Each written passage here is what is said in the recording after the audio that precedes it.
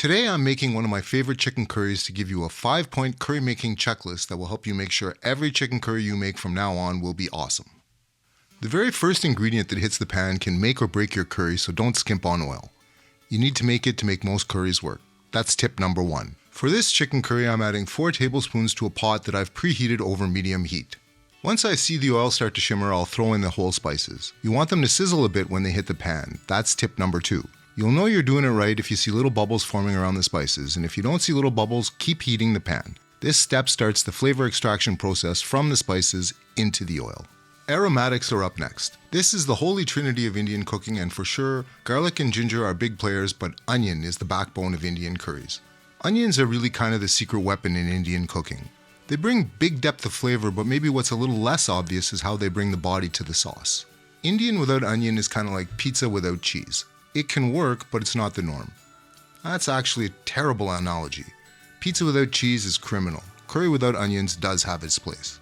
This is about 4 cups or 900 milliliters. It's 3 pretty good sized onions worth. You'll always want more than you think, and you'll always want to cook them longer than you think too. That's tip number 3, and it's a big one. When you're making curries, the more you cook onions, the happier you'll be. That's a lesson you just have to learn for yourself. And as long as we're talking onions, you'll find you're going to need to chop a lot of them. If you don't love doing that, there's an easier way. Just peel and cut the onions into quarters and bust them up a bit, then toss them into a food processor and give them 8 to 10 pulses. You don't want paste, just nice, finely diced onions like these. After about 15 minutes of cooking and stirring, they should look something like this. You can cook them longer if you have the grid, but if you can at least get them this far, you should be in pretty good shape. Now that I'm happy with my onions, I'll add a tablespoon's worth each of garlic and ginger and cook things down for another minute or so. To prep the garlic and ginger, you can go a couple different ways. If you're only making the occasional Indian curry, I like a microplane as long as you pay attention. They work really well, but these things are wicked sharp and kind of dangerous. You've been warned. This one didn't make the list, but if you cook a fair bit of Indian and Southeast Asian like I do, you can make your life easier by whipping up a batch of garlic ginger paste and just keeping it in the fridge. It's super easy to make. You just take an equal amount of garlic and ginger along with a good glug of neutral oil, some salt, and enough water to get the whole thing to puree. It doesn't always go at first, but a little extra water fixes that. Keeps in the fridge for at least a month. If you're using garlic ginger paste here, you'll need 2 tablespoons total. Spices are where the real magic in Indian cooking comes from. It's also where things can get a little overwhelming.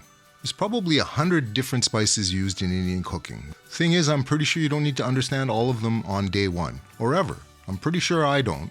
Everyone needs to start somewhere, and that somewhere is cumin, coriander, turmeric, and chili powder. These are 4 spices that come up way more than any other, and you can use them along with some salt to make a pretty darn tasty curry just on their own. In fact, I think those were the spices I used in my very first chicken curry ever. You should be able to get most of these ingredients at a bulk food store except for the kashmiri chili powder and the fenugreek leaves. You'll probably have to hit an Indian grocer for that.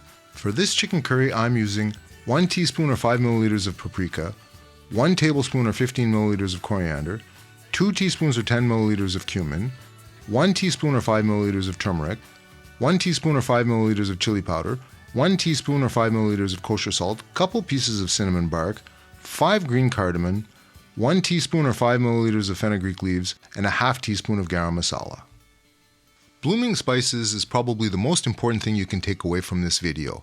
That's tip number 4. Like the whole spices, frying the powdered spices is critical because the spices contain oil-soluble flavor compounds that wind up in the oil, then in your mouth, where they belong. If things look a little dry at this point, just add a splash of oil. I'll let this cook for around 4 or 5 minutes, making sure I don't let things get dry or stick, and then add a quarter cup or 60 milliliters of pasatta and cook everything down for another few minutes. If I could have got my hands on a decent, nice ripe tomato at this point, I probably would have tossed that in as well. When it comes to tomatoes in the winter, Canada is a bad place to live. If you've never tried dry brining, this is a good time to start.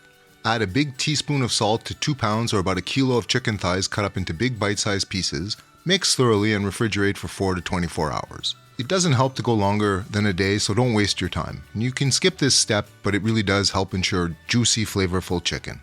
Add the chicken in along with a half cup or 125 milliliters of chicken stock and stir to mix everything up. It will look a little dry at this point. That's where tip number 5 comes in. As the chicken cooks, it will release juices, and those juices will dilute the curry, so you don't want to go overboard adding liquid up front. Trust the process. You can always add a little more chicken stock at the end. Bring the curry to a simmer, cover, and cook for about 12 minutes and then check to see if the chicken is done. Check out the consistency now, those juices did their magic. Now that the chicken is cooked and I'm happy with the consistency, I'll add a half teaspoon of garam masala. You need to be restrained with this stuff. It's full of warming spices like clove and can completely overpower a dish. If you do choose to go the distance, 1 teaspoon or 5 milliliters of fenugreek leaves go in now.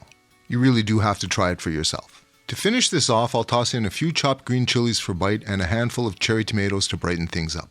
This is my comfort curry. I make it all the time. It's just simple, good home cooking. But that's really only half the story here. If you keep these 5 tips in mind, whatever curry you choose will turn out great. There's really no need to ever be disappointed again, which is a good thing because life is way too short for bad food.